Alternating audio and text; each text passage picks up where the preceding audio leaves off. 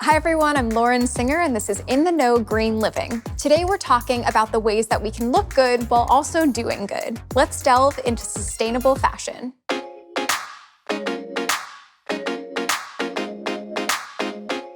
Living a more sustainable life starts from being more aware and conscious about what we purchase and what we already have. You might have heard it already, but the fashion industry is one of our planet's biggest polluters, with far-reaching impacts on water, carbon emissions, growth of landfills, and even international human rights. We use so much of the Earth's resources to churn out so many clothes, yet 85% of them end up in landfills. If you want to have a more sustainable wardrobe, I suggest wearing what you already have, buying intentionally, washing sustainably, and ensuring your clothing finds a clean end of life. When it comes to wearing what you already have, the most sustainable fashion is always what's already in your closet. Try remixing your wardrobe by choosing an item you already own and looking online for how to style it.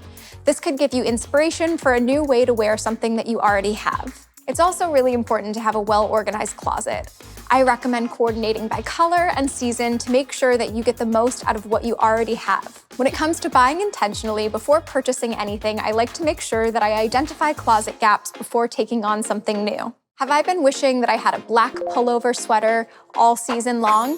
Could I see myself wearing it with multiple outfits? If so, it's a good indication that it could add value and versatility to my wardrobe. Once I know that there is an item I want to purchase, my first stop is always secondhand. Secondhand shopping is a great way to use items that are already in the waste stream and divert them from landfills. In addition to being great for the planet and extending the life of clothing, shopping secondhand can be a big money saver. Plus, it's never been easier to shop secondhand with a variety of online stores offering any designers and styles you could want.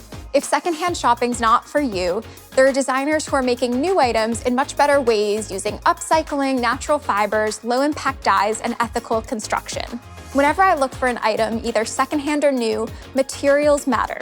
Textiles like polyester are derived from fossil fuels and pollute our water systems and oceans every single time we wash them, while textiles like organic cotton, linen, hemp, wool, and silk are significantly more biodegradable. The environmental impact of our clothing doesn't just come from how it's made, it's also how it's washed. Did you know that there are over 80,000 industrial chemicals used in conventional products today, and that most of them actually aren't tested for safety?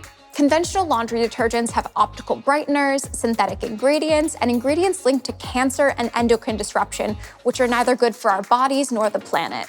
That's why I use a natural laundry detergent like the Simply Co, because it's made from just 3 ingredients, free of petroleum-based ingredients, and has plastic-free packaging. One other great thing to do is to make sure that you're pre-treating stains before washing, since stained clothing is hard to wear, it's hard to donate, and it's pretty impossible to resell. By simply pre-treating, soaking, and then washing, you can remove most stains and extend the life of your clothing.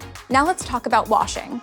When we wash synthetic clothing, which makes up about 60% of our global clothing supply, it releases microfibers that pollute our waterways and harm wildlife. To prevent this, it's important to wash all synthetic or petroleum-based clothing in a microfiber washing bag or use a microfiber attachment on your washing machine. Microfibers are bad because they're not filtered out by the wastewater treatment process and they're mistaken by fish for food.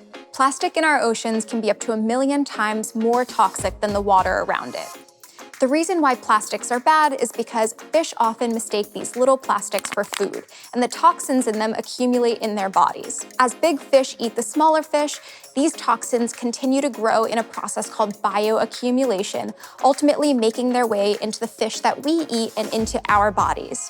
Additionally, plastics that are eaten by marine life can often suffocate them, causing big die-offs in our marine populations. And lastly, for washing and drying, you can wash on cold and shorter cycles whenever possible and air dry or tumble dry on low temperatures using dryer balls. Dryer balls are great because they help to reduce static cling and reduce drying time, saving both time and energy. Next, let's talk about the end of life of clothing. Remember that I mentioned that 85% of clothing ends up in landfills? That's why it's so important to do what we can to keep them out. A few great techniques are to find new ways to wear what you already own, sell through consignment, host a clothing swap with friends, donate to your local charity shop or shelter, or recycle through a textile recycling program. The fashion industry is responsible for about 10% of global emissions each year and produces up to 20% of the wastewater produced globally every year. It's responsible for more annual carbon emissions than all international flights and maritime shipping combined.